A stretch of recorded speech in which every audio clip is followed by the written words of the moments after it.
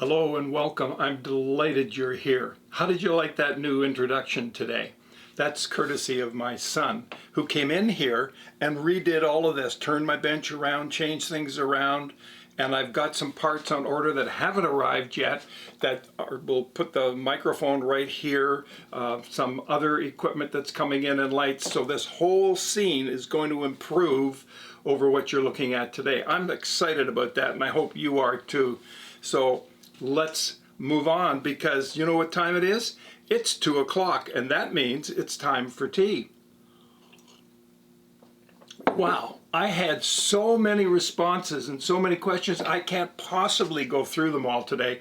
So I've had to just select a few, and maybe we can get to the others in a subsequent episode if that's okay with you. Meanwhile, let's take a look at what we've got here. First off, Diane writes, what is my favorite brand of tea? I really don't have a favorite brand of tea, Diane. Do I prefer bag tea versus loose tea? Loose tea would be my first choice because it has a lot of flavor to it. Bag tea, when I'm in a hurry, is perfect and works great. And that's just the way I do it. So loose tea if I can, bag tea if I'm in a hurry. Do I put cream in my tea before I make the tea or after I make the tea? Well, if you look at all the place settings over in England and you look at the Queen, they bring in the tea. They've got the tea there, they've got the milk there, and they've got the sugar. That tells me that they put it in afterwards, not beforehand. I tend to do that as well, and I don't always use cream. Sometimes I use milk. Miss Mary Lou, Positivity Tea podcast. Mary Lou wants to know how tea impacts my day. Well, if you saw yesterday's video in the morning where I started off without my tea, it was a disaster. That in itself, says Mary Lou, you just got to have your tea. What can I say? So check out her podcast, folks. I think you'll enjoy it. She's on the same wavelength as you and I are. So let's do that. I would love to learn more about tone woods and the effect they have on the timbre of instruments. I would too. Tone wood is really, really important. And that's what gives you the beautiful sound, the deep basses. It's what gives you that soft, gentle, warm sound or harsh, cold sound. So tone wood does affect things. And honestly, it's a bigger subject than what we can deal with today, because I just don't have the time, and I'm trying to get through many of these if we can. Neil writes me, and he asks about guitar videos, a separate set of guitar videos for relaxing and removing stress of the day. Those are already available on YouTube. You can find that. Look for some meditation guitar music and you will find that is there. Now, if you're a guitar player, you can always pick up your instrument, get yourself into a room and close the door and start playing. I used to do that, and I would say to my wife, I'm going upstairs to the music room and climb inside of my guitar, and I would just have the greatest time for a couple of hours. So that's one of the things that I used to do. David Finland writes to me and says, okay, this is a good question, David. What would happen if you built a guitar out of just any old wood? Say reclaimed wood from an old farmhouse or a fence. Would it have a totally different sound than the one made from a variety of woods that I typically use? Yeah, David, it sure would. It would sound like an old barn or a fence. Just saying. That's why we have specialized tone woods. Could it be done for an electric guitar? Probably, but then that is determined, the tone is determined there mostly by the pickup that is available there. You also asked, what is the most difficult guitar that I've ever made? That would be a mahogany guitar. I got to tell you, mahogany's expensive. You probably already know that. And I bought a couple of sides, and I bent the sides, and they developed a blister on the top of the side. I don't know why. It must have been moisture that was in the wood somehow, and it came out with the heat, and it gave me a blister. I couldn't flatten it, and that ended up in the garbage. 2 sides. Oh, that tea is so good. I had another set, and I did the same thing with the mahogany, and I guess I overheated it because it ended up splitting right in the waist, right at this part, right in here, exactly in half. And when I took it out of the thing, I had 2 pieces, and it was garbage.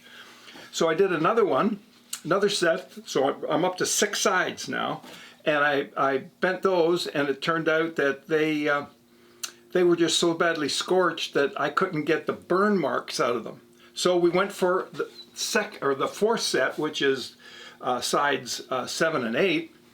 And 7 didn't look too good. It was kind of twisted, and 8 was perfect.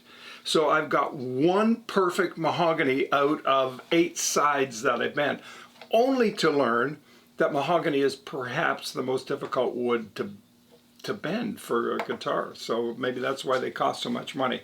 Haven't given up on that. We'll get some more mahogany, and we'll give that another shot at some point. How has you, Sarah Lee wants to know, how has YouTube affected my life, and how do I maintain regular uploads? It's affected my life quite a bit. I'm down here a lot. I used to be down here just making guitars. Now I'm down here making videos, and while that's a lot of fun, I'm trying to combine both things together.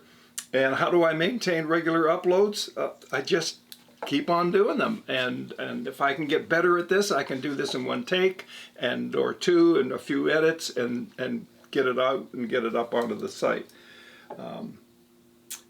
What are the most significant and most useful lessons my guitar mentor has taught me? Oh my goodness, so many lessons. He has taught me to be patient. He has taught me to take my time. He has certainly taught me about sharp tools. He has taught me about jigs and the role they play in building guitars. And he has talked about how long it takes to complete a guitar and finish a guitar. Typically, I spend about 120 to 140 hours building a guitar. That's a long time. So he's taught me a number of lessons, more than I can explain in this little time of tea together. Anybody care for a chocolate? I've got some beautiful dark chocolate here. Oh my goodness, I'm going to indulge, you know that. Somebody asked about humidifying a guitar and what do I do to humidify it. We talked about this in a previous video, and I use this little thing. I filled it with water. It's from Oasis, and no, I'm not sponsored by Oasis or anybody for that matter. Surprised the tea companies haven't picked up on this. Anyway, this goes into the guitar right here. I just put it between the E and the B string, and it just sits there ever so nicely right inside the guitar, and I put that back in the case and it keeps it humidified. It's as simple as that. They're not expensive, and they are available on Amazon. I'll put a link down below so you can look at that if you want. Jordan asks, and I'll have to make this the final question because we'll be here all day, seriously. I was wondering if you have seen any changes in guitars over the course of my life. Well, since I used to play music with Moses way back in the day, yes, Jordan, I've seen a lot of changes. Back in the 50s, I loved that Fender maple electric guitar. It was just so classic. That Strat. It was just gorgeous.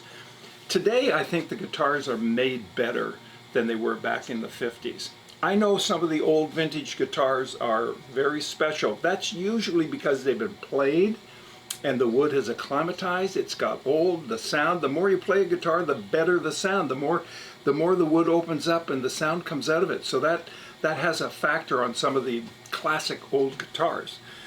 But I think the guitars today in the factories like Gibson and Martin and Taylor and people like that, they've got this thing down to such a fine science. They know to the thousandths of an inch how much they need this or this tolerance and where this is going to go and how to do this.